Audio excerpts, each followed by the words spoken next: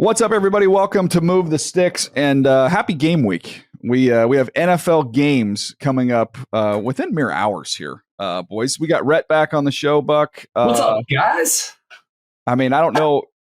Is he wearing Indiana gear? I don't know. Can you expand? Yep, he is. I thought so. I mean, come on. Buck, no North Carolina gear today, huh?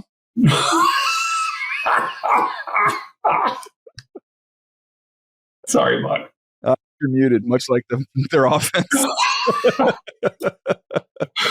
Come on, Buck. What do we got? Are you up? Give us some hope. We have the mic working. Yeah, see, we'll get there. It's a marathon. There it is. Oh, okay, it's a marathon. Okay, nice. Marathon.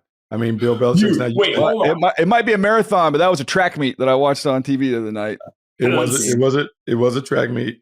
We haven't had preseason games. That was week 1 of preseason. So that's preseason. It doesn't look like that. Then next week, we play Charlotte. Then we play Richmond. So by the time Clemson rolls in town, we'll be ready for the regular season. By the way,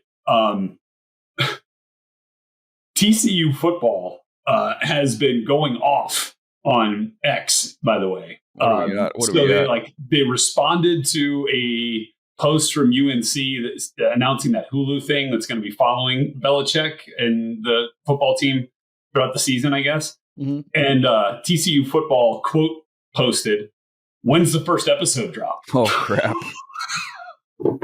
There's a couple more in there too. Taking shots. Yeah. Buck, can I? By the way, we're gonna do some college football today, and then we're gonna get to our rookie draft, our first rookie draft of the year. So we do that every year. We pick some rookies. We keep track of the totals. It's like basically fantasy football just for rookies, and we do this every week, and we tally it up as we go throughout the year. So we'll get to that in just a little bit. But on the college football side of things, Buck, we're going to move on from Carolina soon, so you'll be out of your misery. But I did have one thought that I wanted to get your take on. And Rhett, hop in here too, as someone who's meeting with coaches all the time, doing the stuff you're doing for the Big Ten Network. I hear all the time, and even I talked to Clad about it a little bit because. Matt Patricia, there was a lot of NFL to that defense that Ohio State was running. And we think about the complexity of a NFL defense, and we talk all the time when NFL guys come to college, how complex it is. But Buck, what I don't hear is what a challenge it is when you think about the diversity of offenses in college that you don't see in the NFL. Like there's more stuff to prepare for in a college game defensively than for an NFL game. And there's literally it's like a petri dish. Like they're experimenting on a weekly basis at the college level.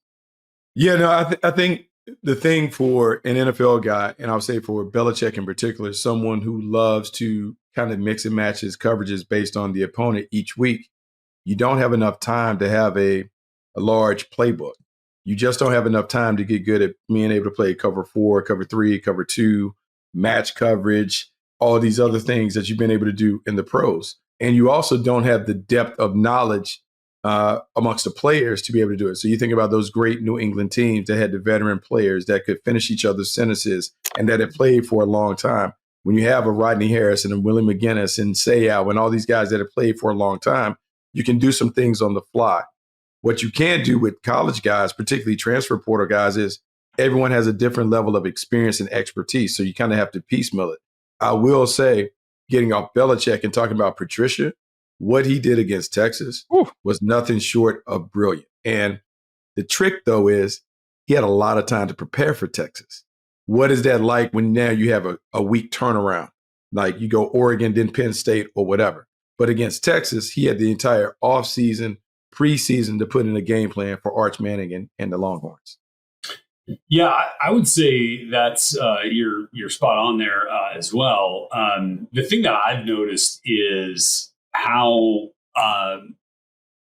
teams will adapt to star players, right? I mean, like it was clear, when I was doing this USC, Missouri State game, and then look, when you get a different level of competition, it's a little bit tough to gauge too. But they are so worried about getting beat on chunk plays, right? Especially with guys like Jacoby Lane and Mekhi Lemon, who, Missouri State had the misfortune of dealing with in this game. It's like they wanted to play as much cover 4 as they possibly could. 2 over the top, and look, let's just keep everything in front of us as much as possible, which allowed, SC to run the heck out of the football. One thing I've been following is our next week. This week's game for us is Penn State FIU. Penn State is dealing with a lot of 5-down fronts, which is something I don't know that we talk about a ton, right? I think in college, we see a ton of the 4-2-5 stuff, right? We're starting to see a little bit more of that 3-3-5. TCU. Yeah. Well, but with, Katron Allen and Nick Singleton and that, potent run game of Penn State, really good offensive line. By the way, they feel like they have 10 starter caliber players on their team in terms of offensive linemen. They're seeing a bunch of 5-down fronts to try to slow things down in the run game. So, yeah, I think, some of those trends are always interesting to see develop in the college ranks and then make their way to the league. I think what's interesting about the 5-man fronts, that's been a thing the last couple of years. In fact, Illinois was really heavy with the bear front when Billman just came over from the Giants or Patriots and Giants or whatever. Yeah. And he brought some of that. And part of the advantages of the 5-down front is you create one-on-one matchups all across the board. And so when you have that 5-0 look and you get man-on-man protection, if you start adding some games inside those 3-man games with the 2 tackles in the nose, it's very advantageous. And we're seeing it even at the pro level. The penny front is what people are calling it. Like even Brandon Staley and those guys were using those things to clog up the run game, but also give you some of these soft coverage in the past. So it's been a very effective thing. So it's some of the trickle down, trickle up factor that you have when you have coaches that are kind of living in both worlds. On the Arch Manning stuff, we'll get into that, Buck, but the I do that first look series over the summer, and he was on the list. He was the last one I had to do, and I didn't end up doing him. I just didn't feel I had enough good tape that I wanted to put a strong opinion out there one way or the other. It was incomplete, and I just hadn't seen enough, and I thought it would be unfair to do it. So I was curious. I wanted to see what it looked like. Now, you mentioned Patricia, a beautiful game plan. I couldn't help but think while watching that game of Peyton's struggles against Belichick and thinking like this is a derivative of that. Like you look down the family tree really for both with Patricia, his ties, obviously a connection to Belichick. So that was kind of going through my mind and all the pictures changing. I didn't think he really trusted his eyes at all. But I'm curious to see, and I'm not making excuses for him. Every time, did you guys notice every time they showed him on the sideline, how he was just like adjusting his shoulders the whole time and everything? I'm like, is this dude hurt? Like, is there something? And then like some of the unnatural arm slots he was throwing from, which looks so I didn't see that this summer. That was weird looking. Yeah. I mean, even the first play where they're on the move, he looks so rigid and tight and stiff and misses a throw by 10 yards. And, so anyways, I'm not going to read too much into it. I know everybody that's going to be a fun fodder for everybody to take their shots and do this, that, or the other. But I didn't see enough to go strong on him before the season started. I'm not going to bury him off of one start.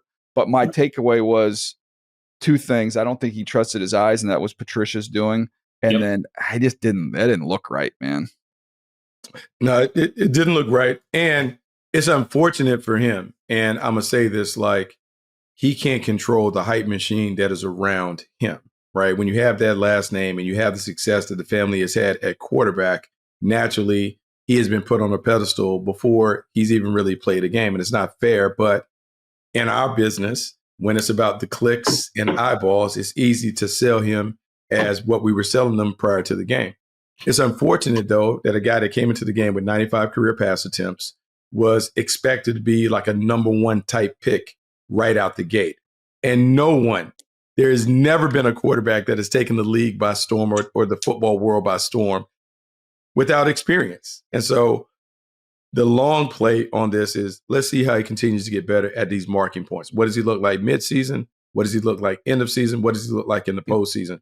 The one thing that I have a lot of trust and belief in, 1, he's going to work his tail off. But 2, Sark will figure it out. He'll figure out whether they need to lean more into Manning or more into the running game. But he'll make it where this offense rolls and Arch Manning will end up looking good regardless. I would say that there is no one more equipped to deal with all of the not meeting the hype, not meeting expectation, not the next Manning type of conversation than Arch Manning. Just being around him, like he just doesn't care about that stuff. Like, he cares about his teammates. He loves ball. He cares about being, a student at the University of Texas. Like, there's just, he's going to be fine from a mental standpoint, like in dealing with all the stuff that's happening now, right? Just as he was with all the stuff that was happening before. Now he needs to play better.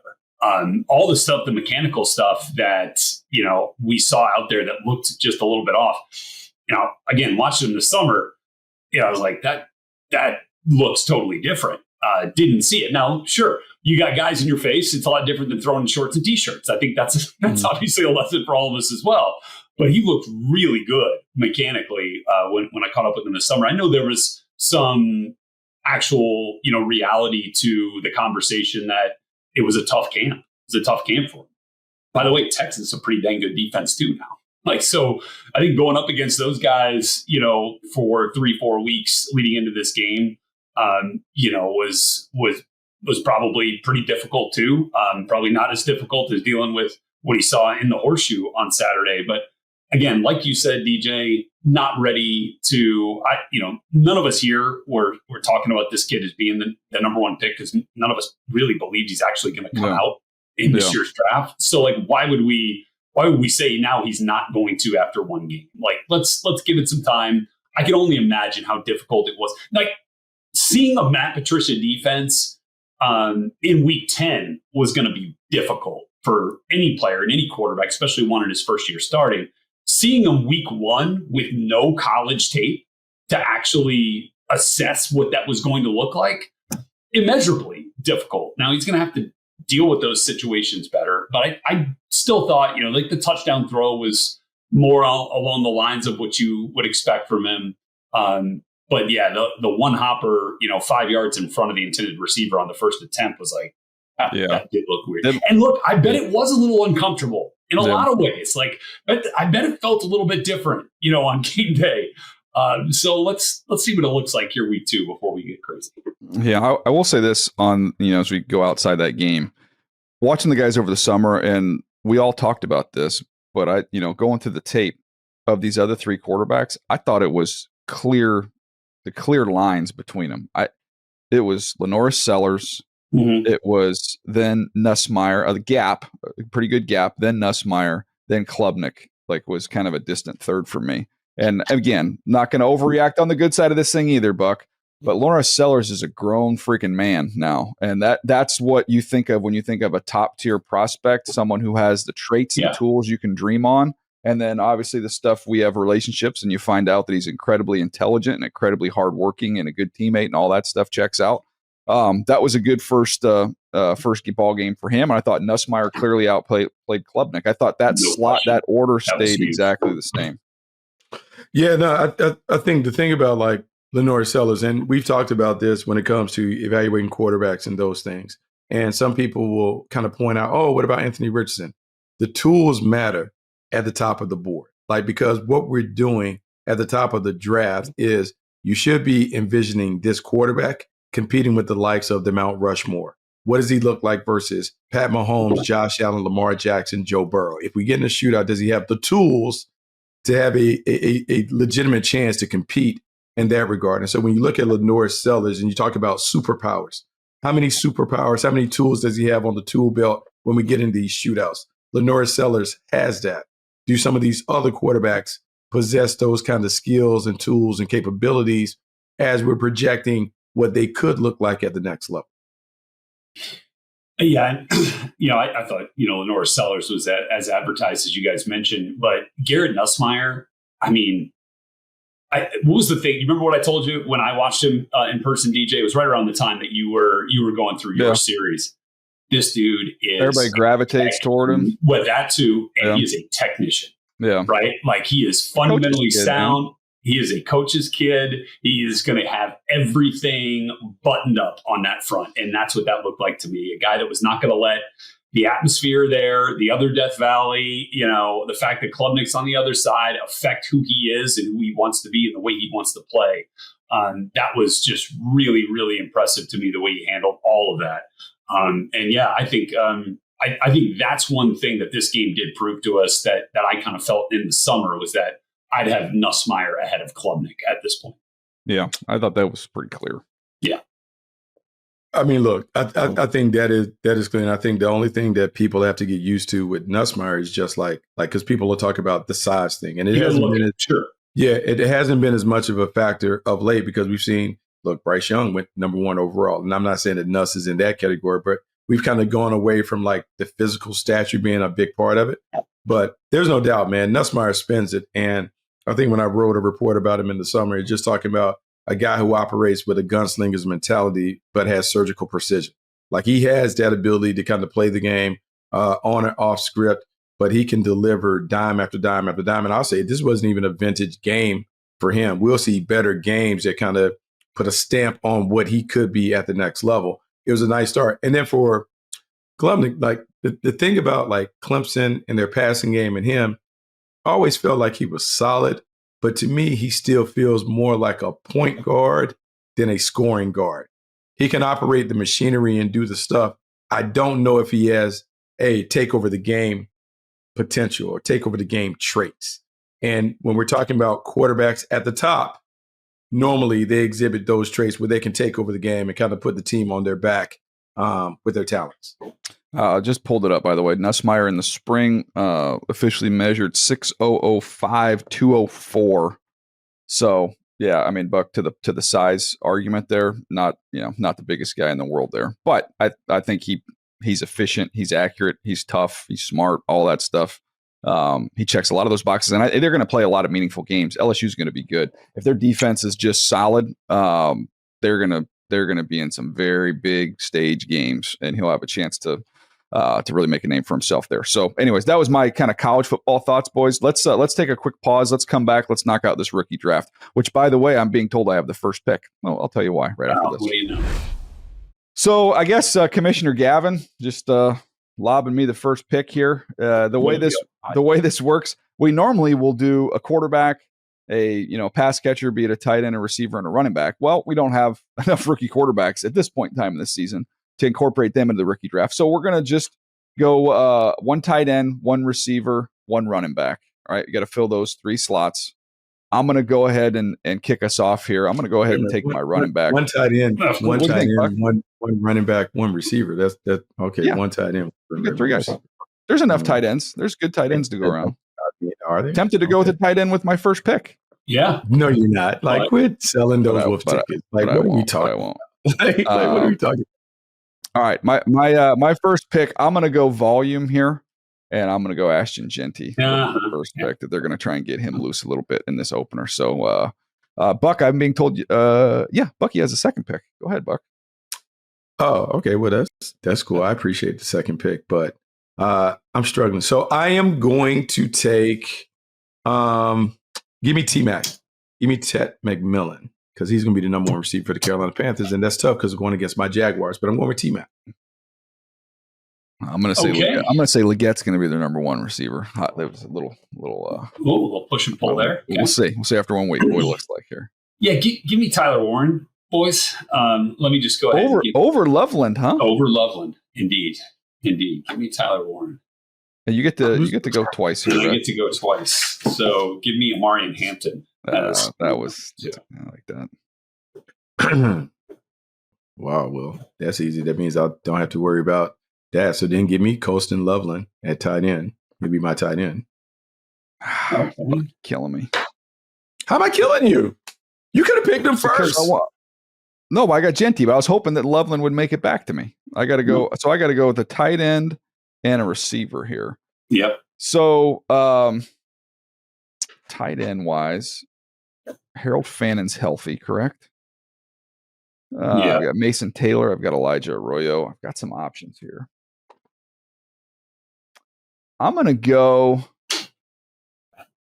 Elijah Arroyo with my tight end pick. Wow. Interesting. Spice it up a little bit. I'm going to spice that up a little bit. That's what we're doing? I'm going to do that. Wow. And then let's go with the wide receiver of choice here. Oh, I'm going to give me Emeka Egbuka. That's going to be, he's polished, ready to go. That's a good one. So, Buck, you got your last pick. Here we go. Let's go Travion Henderson. Oh, damn. Good one. Yeah, that's right. Rhett, almost a little tinge of regret in your. A little tinge of regret on that one for sure. Yeah, Big Ten Network's Rhett Lewis. Yeah. Rhett's not paying attention to the roster. Let's go Matthew Golden. All right. So I'm mad at I just wanted to know that I'm officially mad at Matthew Golden. Matthew Golden. He went to 0. He shed number double 22. Deuce. He was going with the double deuce. He shed my number. I know he's wearing that for me to go to 0. Yeah. I don't really appreciate that. I wish he had stayed with that. I like the double deuce.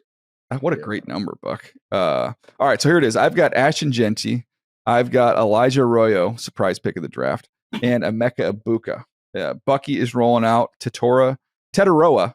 He does not like Tetaroa, correctly? I'm correct? T-Mac. He doesn't like T-Mac. He doesn't like T-Mac. He doesn't like T-Mac. Or no, he likes T-Mac. He doesn't like Tet. Is that what it is? Correct. No Tet. No Tet. Colston Loveland, Travion Henderson, a pick that Rhett was a little envious of. Rhett rolls out Tyler Warren, Amarian Hampton, and Matthew Golden. 3 guys. Gosh, I had high grades on all 3 of those guys.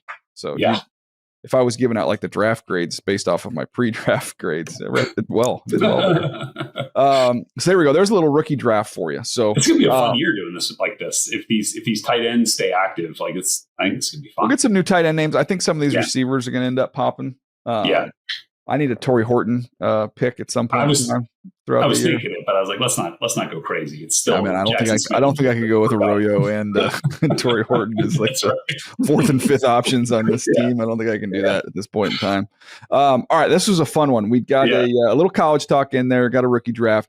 We have a few more episodes coming up this week. We're going to preview these games. We've got 2 huge games Thursday, Friday. Dallas, Philly, KC, Chargers. We will preview that on the next episode, and then we'll have a little week 1 look ahead as well later on in the week. So we appreciate you guys. Again, a little bit shorter episode today, but we want you to be able to get that. This is not a 3-mile run podcast today. This is get you to a comfortable. For some of you. Well, not many. All right, we'll see you next time right here on Move the Sticks.